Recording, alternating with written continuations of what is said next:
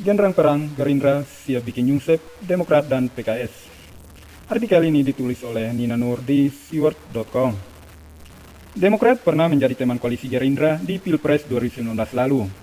Tidak begitu jelas dari awal hingga akhir. Ikut tapi kisru dulu soal kardus kan.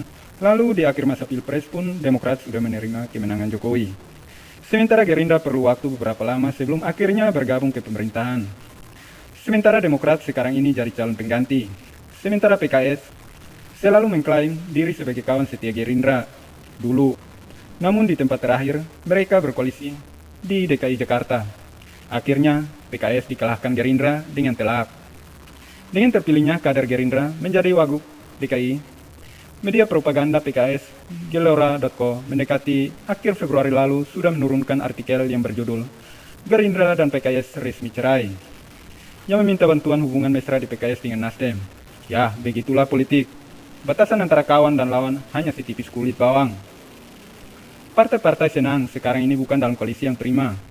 PKS harus berbicara tentang dalam dengan didirikannya Partai Gelora oleh Anies Mata, mantan petinggi PKS. PAN juga terpecah di antara kepemimpinan Resmi Sulhas dan niatan Amin Rais bikin partai baru. Demokrat, dengar-dengar sih mendapat gonjangan juga dari internal partai yang kurang srek dengan kepemimpinan ketum baru AHY. Menjelang pilkada yang rencananya akan dilaksanakan pada bulan Desember tahun ini, politik dunia tanah air mulai hangat lagi. Pilkada memang jadi tambahan buat Pilpres, Pileg 2024. Jaraknya cukup jauh. Bergabungnya Prabowo ke pemerintahan Jokowi saja pasti berhasil dengan keberhasilan masa depan partainya di 2024 didukung pilkada. Nah, ini perasaan saya ya. Gerindra sudah mencium dan memperkirakan elektabilitas partai-partai lain. Panel adalah sangat menarik yang terbuka, yaitu koalisi pemerintah. Semacam oportunis yang gampang dirayulah. Tinggal PKS dan Demokrat nih. Demokrat sulit mempertahankan eksistensinya. Menjadi setelah AHY menjadi ketum.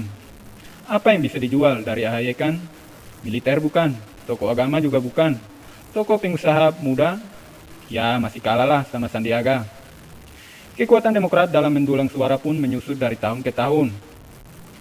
Sementara di ranah publik sangat sibuk soal melibatkan Demokrat atau klan Cikeas dan PKS dalam berbagai isu menentang pemerintah Jokowi. Jadi saya kira tinggal menunggu trigger saja. Pemantik apapun bentuknya bagi Gerindra untuk benar-benar melawan genderang perang terhadap Demokrat dan PKS.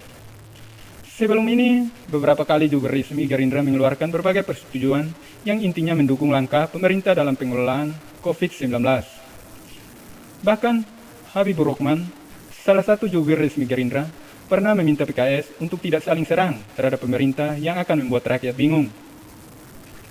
Jubir resmi partai ya, yang mana tidak termasuk Fadlison? Nah, Habibur Rahman pula yang membantah pemantik di media sosial yang menyerang Prabowo. Sebuah sindiran terhadap Gerindra atau Prabowo dicuitkan oleh sebuah akun Twitter @rifmat.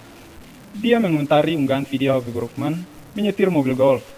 Ikut kemana bang? Gabung ke pemerintah? Gak deh. Kan dulu udah janji. Jadi diminta sampai podium gebrak-gebrak. Tulis @rifmat. Jika dilihat dari timelinenya, akun ini terindikasi pendukung PKS dan Demokrat. Dan saya kira Habibur Rahman akan memeriksa timeline sebelum meminta cuitannya. Balasan cuitan Habibur Rahman pun sangat telak. Dimanapun posisi penting adalah penting. Kayak Pak Prabowo sih, sudah. Selamatkan akhirnya triliunan uang rakyat. Jangan malah korupsi sapi atau wisma atlet, balas Habibur Rahman. Cuitan ini mendapat banyak reaksi hingga 1.200 komentar. Dan lebih banyak dari para pendukung dan basar PKS dan Demokrat. Panaslah mereka kan. Bahkan Habibur Rahman kembali membalas tweetan akun kedua @rifmat yang mengunggah tangkapan layar tweetan Prabowo yang berbunyi, 1000 kambing yang dikendalikan oleh harimau dapat mengaum semua, tapi 1000 harimau yang dipimpin kambing akan embek semua. Ya, jelas Prabowo bukan kambing koruptor sapi. Balas Habibur Rahman dengan telak. Masih banyak lagi balasan cuitan Habibur Rahman terhadap para netizen kadrun pendukung basar PKS dan Demokrat. Ini dapat dilihat dari kolom tweet dan balasan di akunnya. Misalnya, ya, Sampai dia peringatkan, hati-hati merebut.